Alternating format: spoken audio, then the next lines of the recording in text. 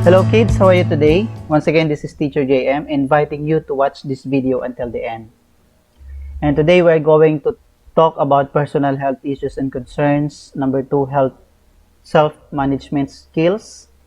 And number 3, health appraisal.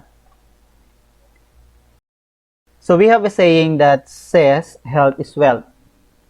So, meaning taking care of your health is very vital. It refers to the physical well-being, and it is also the wellness of one's emotional, social, economic, spiritual, and other areas of life. Under this, we are going to discuss the following personal health issues and concerns. Number 1, height and weight.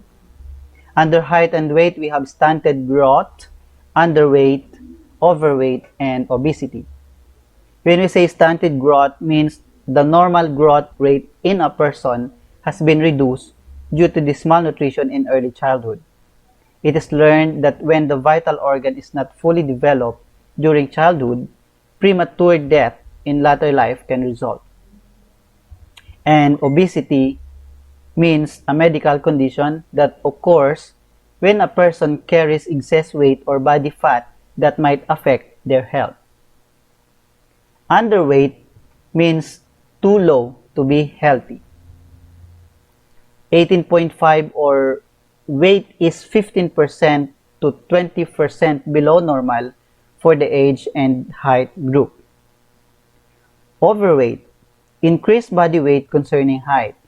Weight is 15% and above normal for the age and height group.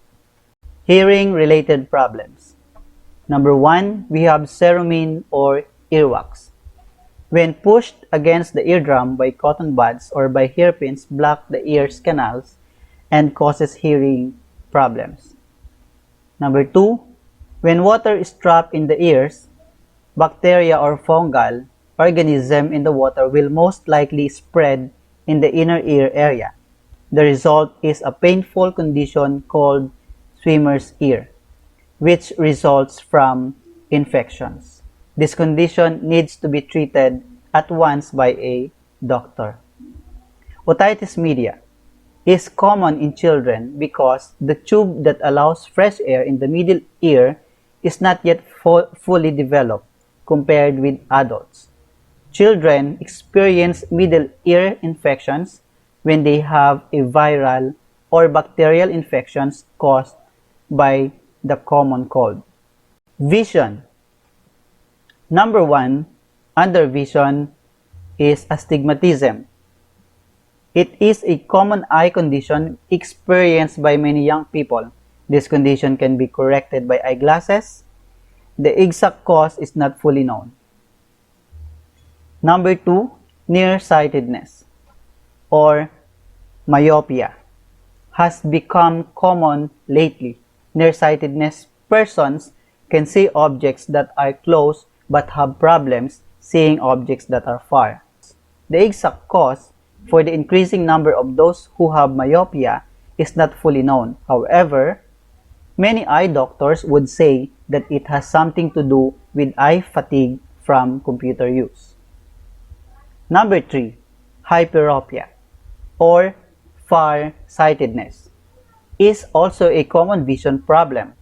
People with hyperopia can see objects that are far but have difficulty focusing on close objects.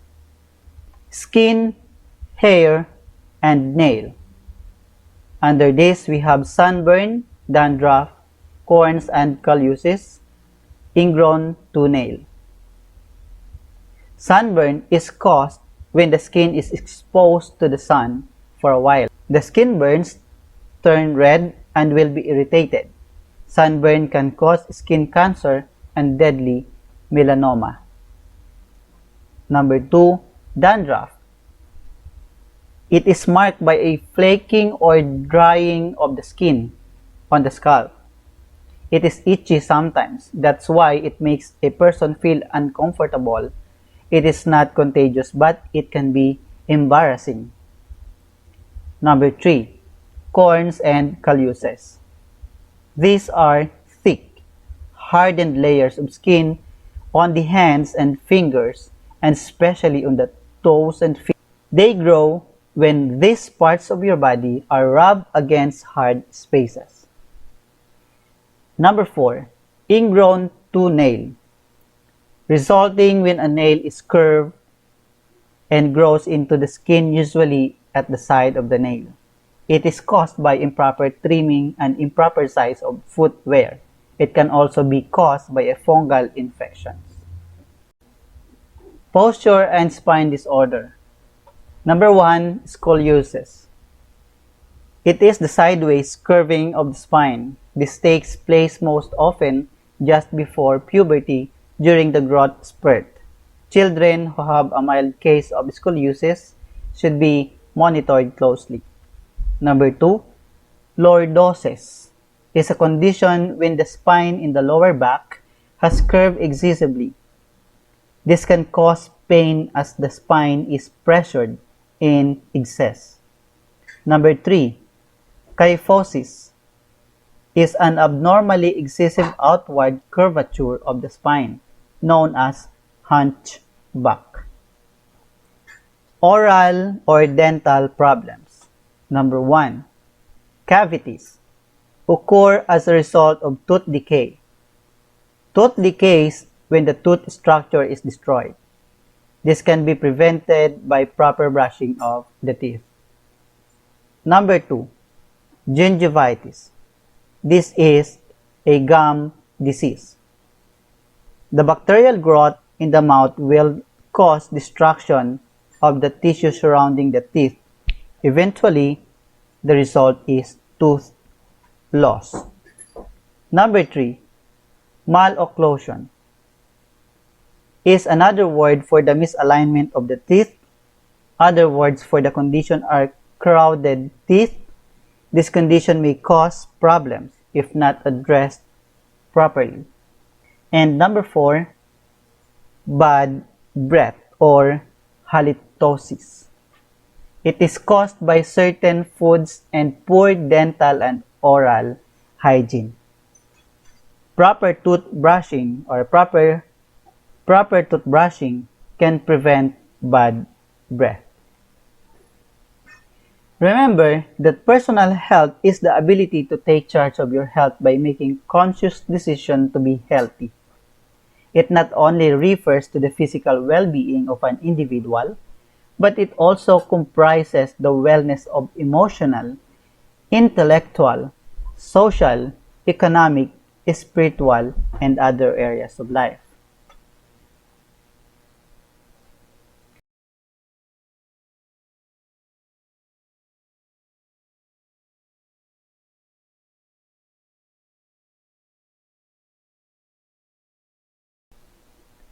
So kids, thank you so much for listening. I hope you learned something today in our health class. Until next time, see you.